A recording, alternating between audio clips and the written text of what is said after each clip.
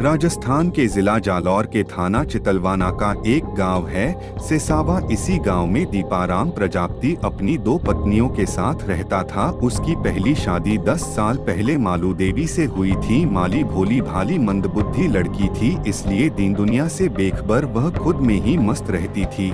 लेकिन वह घर गृहस्थी के सभी काम कर लेती थी, भले ही वह काम धीरे धीरे करती थी। जिस समय दीपाराम की शादी माली देवी से हुई थी, वह काफी गरीब था। वह राजमिस्त्री था, किसी तरह मेहनत मजदूरी करके गुजर बसर कर रहा था। लेकिन माली से शादी के बाद उसके दिन फिर गए। वह मकान बनाने के ठेके लेने लगा। वहाँ वह खुद राजमिस्त्री था। अब उसके यहाँ कई राजमिस्त्री काम करने लगे। कुछ ही दिनों में दीपाराम लाखों में खेलने लगा। पैसे आए तो उसके शौक भी बढ़ गए। उसने अपना बढ़िया मकान बनवा लिया, कार भी खरीद ली। इस बीच माली से उसे एक बेटा पैदा हुआ जो इस समय 7 साल का है। मंदबुद्धि माली, जो कभी दीपाराम को सुघड़ और बहुत सुंदर लगती थी, पैसा आने के बाद वह बेकार लगने लगी। इसकी एक वजह यह थी कि वह सिर्फ औरत थी। वह न सजती थी न संवरती थी। दिन भर काम में लगी रहती और रात में कहने पर उसके पास सो जाती। इस तरह धीरे धीरे माली से उसका मन उचटने लगा। वह ऐसी पत्नी चाहता था जो उसे प्यार करे, सत्संवर कर नखरे दिखाए। उसके पास पैसे की कोई कमी नहीं थी, इसलिए वह दूसरी शादी के बारे में सोचने लगा। उसे लगा कि दूसरी शादी के बाद ही उसकी जिंदगी की नीरसता दूर हो सकती है। दूसरी शादी का विचार आते ही वह लड़की की खोज में लग गया जो उसके लायक हो। इसके लिए उसने अपनी जान पहचान वालों को भी सहेज दिया। उसके किसी जान पहचान वाले ने एक ऐसी औरत के बारे में बताया जिसकी 3 शादियां हो चुकी थीं। इसके बावजूद वह माँ बाप के घर रह रही थी।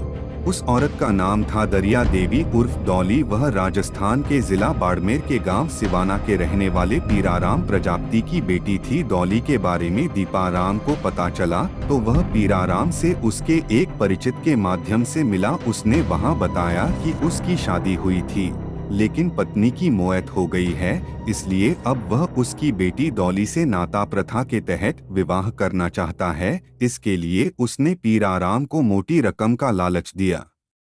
पीराराम को मोटी रकम तो मिल ही रही थी, इसके अलावा जवान बेटी से मुक्ति भी। उसने 5 लाख रुपए लेकर डॉली का नाता प्रथा के तहत दीपाराम से विवाह कर दिया। इस तरह दीपाराम से चौथा विवाह करके उसकी पत्नी बन गई। लेकिन जब वह ससुराल पहुंची तो उसकी पहली पत्नी माली और उसके बेटे को देखकर उसने सिर पर आसमान उठा लिया, क्योंकि दीपाराम ने यह झूठ बोलकर उससे शादी की थी। उसकी पहली पत्नी मर चुकी है और उसका कोई बच्चा भी नहीं है।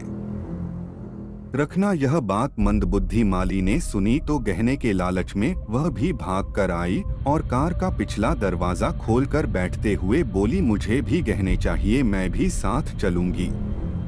दीपाराम उसे उतार भी नहीं सकता था। दूसरे इसलिए उसने कार आगे बढ़ा दी। डॉली दीपाराम की बगल वाली सीट पर आगे बैठी थी। उसने कार बढ़ा दी, लेकिन वह इस सोच में डूब गया कि वह अपनी योजना को कैसे अंजाम दे। वह एक बार फिर योजना बनाने लगा। इस बार उसके दिमाग में जो योजना आई उसके अनुसार उसने जिस तरफ डॉली बैठ गई थी उसी ओर गांव से करीब 2 किलोमीटर दूर सड़क किनारे पड़े पत्थरों से कार भिड़ा दी। संयोग से डॉली को कोई नुकसान नहीं पहुंचा। उसके मन में शंका तो थी, वह कार से उतर भागी। वह समझ गई कि दीपाराम उसे मारने के लिए लाया है। वह थोड़ी दूर गई थी कि रास्ते खड़ी औरतों ने पूछा, क्या हुआ, तुम इस तरह भाग क्यों रही हो? मेरा पति मुझे मारना चाहता है, इसीलिए उसने कार पत्थरों से टकरा दी है। अकेला वह कुछ नहीं कर पाएगा, फिर यह उसका वहम है। भला उसे क्यों मारेगा? वह पति के साथ घर जाए।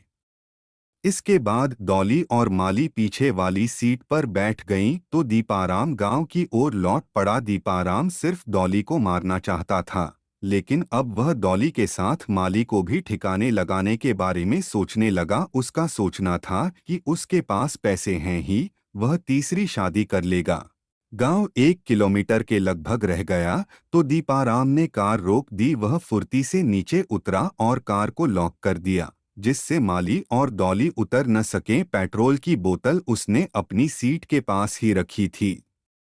उतरते समय उसने बोतल हाथ में ले ली थी। बाहर आकर उसने बोतल का पेट्रोल कार पर उड़ेलकर आग लगा दी। कार धू धू कर जलने लगी। कार के दरवाजे लॉक थे, इसलिए डॉली और माली बाहर नहीं आ सकीं। उनकी चीखें तक बाहर नहीं आ सकीं और दोनों उसी में घुट-घुट कर मर गईं। थोड़ी देर बाद उधर से एक मोटरसाइकिल सवार निकला तो उसे देखकर दीपाराम चीखने चिल्लाने लगा। उसने गांव में खबर की तो गांव वाले वहां पहुंचे। तब तक कार जल चुकी थी। गांव वालों ने किसी तरह पानी डालकर आग बुझाई तो पता चला कि कार के साथ दीपाराम की दोनों पत्नियां जलकर मर चुकी थीं। उसका कहना था कि गाड़ी बंद होने पर वह नीचे उतरा तो दरवाजे खुद लॉक हो गए और उसके बाद आग लगने से दोनों जलकर मर गईं। गांव वालों ने घटना की सूचना थाना चितलवाना को दी तो थाना प्रभारी तेजू सिंह पुलिस टीम के साथ घटनास्थल पर आ पहुंचे। दो महिलाओं की जली हुई लाशें कार में पड़ी थीं। पति सिर पीट पीट कर रो रहा था। पुलिस ने उसे सांत्वना दी। थाना प्रभारी ने इस घटना की सूचना एसपी विकास शर्मा एवं एसएसपी बीजाराम मीणा एवं डीएसपी फाउलाल को दी। थोड़ी देर में पुलिस अधिकारी भी घटनास्थल पर आ गए। निरीक्षण में पुलिस को यह घटना संदिग्ध लगी तो दोनों लाशों को पोस्टमार्टम के लिए भिजवाकर उनके मायके वालों को सूचना देकर थाने बुला लिया। डॉली के मायके वालों का कहना था कि यह दुर्घटना नहीं, इसमें दीपाराम की कोई साजिश है। तो पुलिस ने दीपाराम से सख्ती से पूछताछ की। आखिर उसने अपना अपराध स्वीकार कर लिया। उसने बताया कि डॉली के लड़ने झगड़ने से ऊबकर उसने ऐसा किया। वह पहली पत्नी को नहीं मारना चाहता था, मगर वह भी गहनों के चक्कर में साथ आ गई और मारी गई। दीपाराम ने अपराध स्वीकार कर लिया तो 20 दिसंबर को मालू देवी और डॉली की हत्या का मुकदमा मृतका डॉली के पिता पीराराम की ओर थाना चितलवाना में दीपाराम प्रजापत के खिलाफ दर्ज करा दिया गया। पुलिस ने उसे अदालत में पेश किया, जहां से उसे जेल भेज दिया गया। अब उसके तीनों बच्चों की देखभाल उसकी बूढ़ी मां कर रही है। कहानी को शेयर जरूर करें। फिर मिलते हैं नेक्स्ट वीडियो में, तब तक के लिए धन्यवाद।